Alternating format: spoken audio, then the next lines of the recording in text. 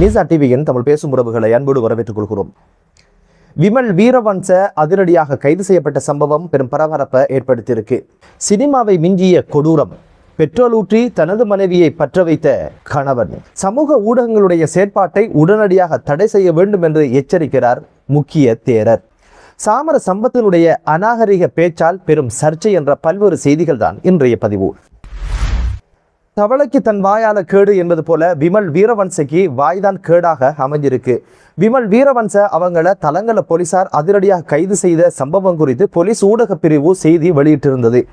விமல் வீரவன்சையை எதற்காக கைது செஞ்சாங்க அப்படின்னு கேட்டீங்கன்னா, யுத்தம் முடிந்து 17வது ஆண்டை கொண்டாடும் முகமாக யுத்தத்தில் உயிர் நீத்த இராணுவ வீரர்களுடைய தூவி அமைந்திருக்கின்ற வளாகத்துல கடந்த 18ஆம் தேதி ஜனாதிபதி அனுரகுமார் திசாநாயக்க அவங்களோட தலைமையில குறித்த நினைவேந்தல் நிகழ்வுகளுக்கான ஏற்பாடுகளை 17ஆம் தேதி ஒத்திகை மற்றும் பல்வேறு நடவடிக்கைகளில் பாதுகாப்பு பிரிவினர் ஈடுபட்டிருந்தாங்க.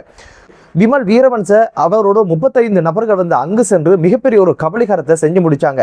போலீசார் சொன்னாங்க, இன்றைய தினம் யாருக்கும் எந்த அனுமதியும் கிடையாது அப்படின்னு சொல்லி விமல் வீரவன்ச வம்புக்கு நின்னாரு.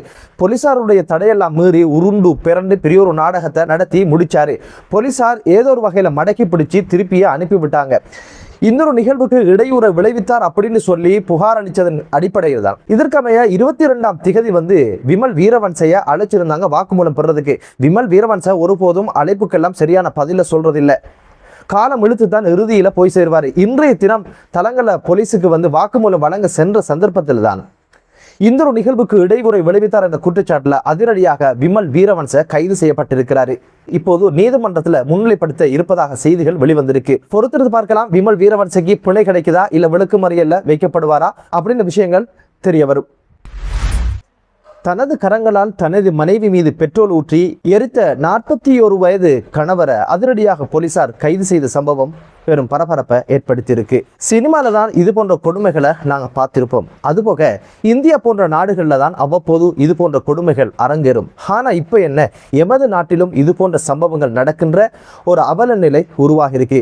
இந்த சம்பவம் எங்கு எப்போது பதிவாச்சு அப்படின்னு கேட்டீங்கன்னா, கொழும்பு அங்கட பிரதேசத்துல தான் இந்த கொடூரம் நடந்து முடிஞ்சிருக்கு. கடந்த 18ஆம் தேதி மாலை பொழுதுல ஒரு முச்சக்கர வண்டியில வந்த கணவன் பெட்ரோலை எடுத்துக்கொண்டு கடையிலே நின்று கொண்டிருந்த தனது மனைவி மீது பெட்ரோலை ஊட்டிவிட்டு தப்பிச்சென்ற சம்பவம் பதிவாகி இருந்தது. பலத்த தீ காயங்களுக்கு ஆளான குறித்த மனைவியை கொழும்பு தேசிய வைத்தியசாலையில் சிகிச்சைக்காக அனுமதிச்சாங்க. இப்போது அதிதீவிர சிகிச்சை பிரிவுல குறித்த மனைவி சிகிச்சை பெற்று வருகின்ற இந்த சூழல்ல உயிருக்காகவும் போராடி கொண்டிருப்பதாகத்தான் இப்போது வைத்தியசாலை வட்டாரங்கள் சொல்லுது. போலீசார் குறித்த கணவரை தேடி கண்டுபிடிச்சு கைது செய்து விசாரணை நடத்தியல. முதற்கட்ட விசாரணையில தெரிய வந்த விஷயம் என்ன அப்படின்னு பாத்தீங்கன்னா, தீ ஊட்டியவர் வந்து முறையாக திருமணம் முடித்த சட்டப்படி கணவர் என்றும், பிறகு கருத்து முரண்பாடு காரணமாக இருவரும் பிரிந்து கொண்டதாகவும், மீண்டும் இருவரும் திருமணம் முடித்து கொண்டதற்கு பிற்பாடு வாழ்ந்து கொண்டிருக்கின்ற சூழ்நிலையில மனைவி மீது பலத்த சந்தேகம் இருப்பதன் காரணமாகத்தான் இந்த ஒரு கொடுமையை இவர் செய்ததாக இப்போது அவருடைய வாக்குமூலத்தை வழங்கியிருக்கிறாரு. சட்டத்திற்கு முன் இந்த காரணங்கள் எந்த ஒரு நியாயமாகவும் கொல்லப்பட மாட்டாது. இது ஒரு கொலை முயற்சியாகத்தான் சட்டம் பார்க்கும். என்னதான் இருந்தாலும் யாராக இருந்தாலும் வாழ பிடிக்கல அப்படின்னு சொன்னா முறையாக பிரிந்து வாழ்வதுதான் சால சிறந்தது. கட்டினோம் அதற்காக வாழ்ந்து சாகணும் என்ற எந்த ஒரு நிர்பந்தமும் கிடையாது. காரணம் என்ன அப்படின்னு பாத்தீங்கன்னா, அப்பா இப்போது சிறையில, அம்மா இப்போது வைத்தியசாலையில் உயிருக்கு போராடி கொடுக்கின்ற சூழ்நிலை தான் உருவாகி இருக்கு. இப்போது அனாதைகளாக நெருக்கடிக்கு உள்ளானது குழந்தைகள். பொறுத்திருந்து பார்க்கலாம். இதுக்கு பிற்பாடு இப்போது வைத்தியசாலையில் இருக்கின்ற இந்த தாயினுடைய நிலைமை என்ன ஆக போகுது, இந்த ஒரு விஷயத்துல என்னென்ன விஷயங்கள் நடந்து முடிய போகுது. அடுத்த செய்தி குறித்து பார்க்கலாம். சமூக ஊடகங்களின் ஊடாக பௌத்த மதமும் மற்றும் தேரர்களுடைய நன்மதிப்பையும் படுகொலை செய்கின்ற படலம் முன்பு இல்லாத அளவுக்கு இப்போது திட்டமிட்டு படுகொலை செய்யப்படுகின்ற யுகம் போன்று இதுவரைக்கும் எந்த ஒரு யுகத்தையும் தான் பார்த்ததில்லை என்ற ஒரு விஷயத்தை எல்லே குணவம்ச தேரர் ஊடகங்களுக்கு கருத்து சொல்லி இருந்தாரு. பௌத்த மதத்தையும் தேரர்களுடைய நட்பெயரையும் திட்டமிட்டு படுகொலை செய்கின்ற காரியங்களை இப்போது என்ஜிஓக்கள் முன்னின்று செய்கிறது என்ற ஒரு குற்றச்சாட்டையும் முன்வைத்தாரு. பிரபாகரன் தாக்குதல் நடத்தும் போது எந்தெந்த என்ஜிஓக்கள் அவைகளுக்கு பின்னால் நின்று செயற்பட்டதோ அந்த என்ஜிஓக்கள் இப்போது பௌத்த மதத்தையும் தேரர்களுடைய நட்பெயரையும் திட்டமிட்டு படுகொலை செய்கின்ற பணிகளில் ஈடுபடுறாங்க அப்படின்னு ஒரு குற்றச்சாட்டை முன்வைச்சாங்க. இதை ஒருபோதும் அங்கீகரிக்க முடியாது, இதை தொடர்ந்து பார்த்து கொண்டு இருக்கவும் முடியாது. எனவே இதுக்கு எதிராக போராடுவதற்கு அனைவரும் ஒன்று திரள வேண்டும் என்ற ஒரு கோரிக்கையையும் முன்வைத்திருந்தார். கடந்த சில காலங்களாக தேரர்களுடைய சங்கதி தான் மிகப்பெரும் பேசுபொருளாக ஒன்றாக மாறி இருந்தது. 110 கோடி பொறுமதியான குஷ் போதைப் பொருளை கடத்திய 23 தேரர்களுடைய விவகாரம் பூதாகரமானது. அதுபோக சில தினங்களுக்கு முன்னால தேரர் ஒருத்தர் போதையில நடு ரோட்ல உளறி தீர்த்ததையும் பார்க்க முடிந்தது. அது என்ன அப்படின்னு பாத்தீங்கன்னா, 200 ரூபாவை ஒரு வீட்டுல கொண்டு கொடுத்து கசிப்பு இருக்கா அப்படின்னு கேட்கிறாரு. அந்த மக்களும் தேரர் இது போன்ற விஷயங்கள் ஈடுபடலுமா என்ற பல்வேறு விமர்சனங்களை முன்வைச்சாங்க. தேரருக்கு மண்டையில் அது எதுவுமே ஏறல. 200 ரூபாய் கொடுத்துட்டு கசிப்பு தாங்க கேட்கிற ஒரு சூழ்நிலையும் இருந்ததை சமூக ஊடகங்கள்ல அப்படியான காணொலியும் பார்க்க முடிந்தது. அதுபோக அட்டமஸ்தானத்தினுடைய பீடாதிபதியாக இருந்தவர் பல்லேகம ஹேமரத்ன தேரருடைய விவகாரம் பூதாகரமானது. இவை அனைத்தையும் எல்லை குணவம்ச தேரர் எப்படி பார்க்கிறார் அப்படின்னு கேட்டீங்கன்னா, இவை அனைத்தும் திட்டமிட்டு அரங்கேற்றப்படுகின்ற பௌத்த மதத்தையும் தேரர்களோட நட்பெயரையும் கெடுப்பதற்கான, படுகொலை செய்வதற்கான களங்கத்தை ஏற்படுத்தும் விதத்தில் தான் இப்போது இந்த சமூக ஊடகங்கள் செயற்படுது அப்படின்னு ஒரு விஷயத்தை தான் முன்வைச்சாரு. போதையில பேசுவதும் 200 ரூபாய் கொடுத்து கசிப்பு கேட்பதும் எல்லாம் திட்டமிட்டு அரங்கேற்றப்பட்ட விடயங்கள் கிடையாது. அதுபோக பல்லேகம ஹேமரத்ன தேரருடைய விடயத்துல பொறுப்புள்ள அரசு நிறுவனம் எல்லாம் மௌனமாக இருந்து சிறுமிக்கான நியாயத்தை பெற்றுக் கொடுக்காமல் மௌனமாக இருந்த சூழ்நிலையில தான் சமூக ஊடகங்கள் முன்னின்று இந்த பணியை செய்ததன் காரணமாகத்தான் இந்த சிறுமிக்கு நீதி கிடைச்சிருக்கு. அப்படி இருக்கும்போது பிரபாகரன் தாக்குதல் நடத்தும் பொழுது எந்தெந்த என்ஜிஓக்கள் இதுக்கு பின்னால் இருந்ததோ அவைகள் தான் இதை திட்டமிட்டு செய்து அப்படின்ற ஒரு குற்றச்சாட்டு உண்மையிலே ஏற்க முடியாத ஒன்றாக இருக்குது.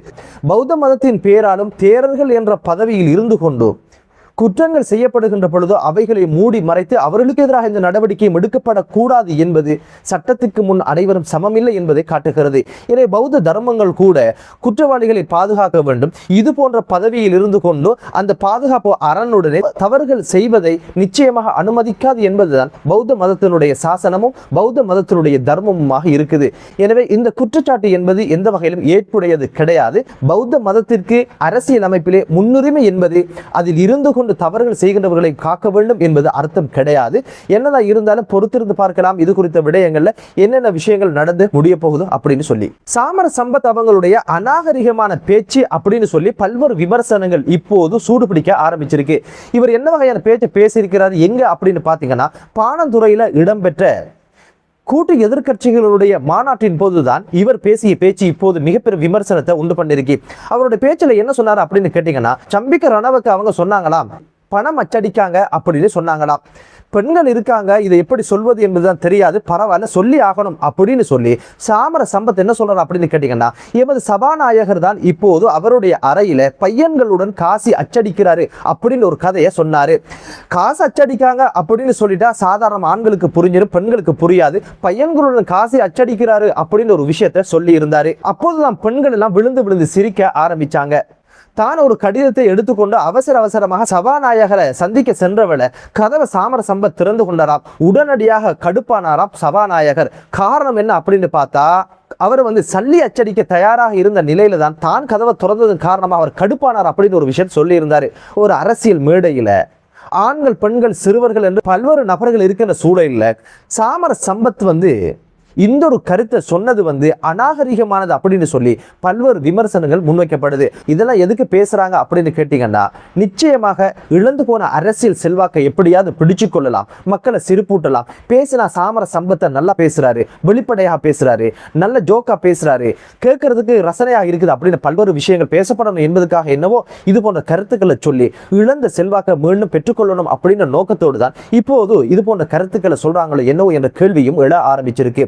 பல்லேகம ஹேமரத்ன தேரர்களோடாக ஒரு சிறுமி பாதிக்கப்பட்டால் இது குறித்து கூட கருத்து சொல்லாத சாமர சம்பத் இழந்து போன செல்வாக்க பெற்றுக்கொள்ளணும் என்பதற்காகத்தான் இது போன்ற சமயங்கள்ல பல்வேறு விடயங்களை பேசி மக்களை குஷிப்படுத்தலாம் அப்படின்னு நினைக்கிறாங்க. ஆனா அறிவுள்ள சமூகத்துல எந்த வகையிலும் ஈடுபடாது என்பதை சாமர சம்பத் போன்றவங்க எப்போதுதான் புரிந்து கொள்வார்களோ தெரியவில்லை. இந்த கருத்து உண்மையிலே வன்மையாக கண்டிக்கப்பட வேண்டியது. எனவே ஒரு பாராளுமன்ற உறுப்பினராக நாகரிகமாக நடந்து நாகரிகமான வார்த்தைகளால் பேசுகின்ற ஒரு நிலைக்கு பாராளுமன்ற உறுப்பினர்கள் பழகி கொள்ளணும் என்ற ஒரு வினயமான ஒரு வேண்டுதலோடு மற்றொரு காணொலியிலே உங்கள் அனைவரையும் சந்திக்கும் வரை விடைபெறுகிறேன். நன்றி.